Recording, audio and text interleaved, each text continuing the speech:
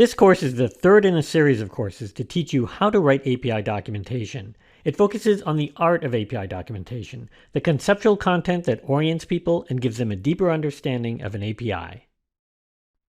My name is Peter Gruenbaum. I started out as a physicist with a PhD from Stanford University. Eventually, I became a commercial software developer, working for companies such as Boeing, Microsoft, and several startups.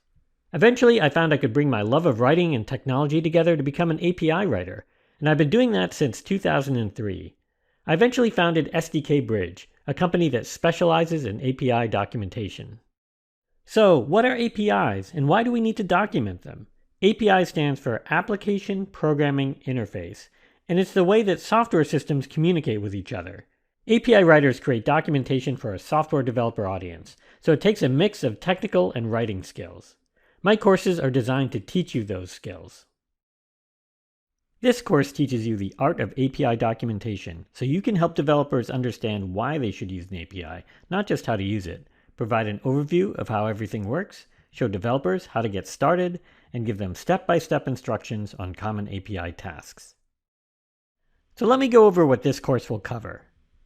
Overview sections, Getting Started sections, Tutorials, Guidelines for good sample code, Tools for making calls to REST APIs, and if you're trying to break into the industry, some ideas on how to find an open source project to document. In addition to lectures, there are 2 hands-on exercises to teach you how to make REST calls using the visual tool Postman and the command line tool curl.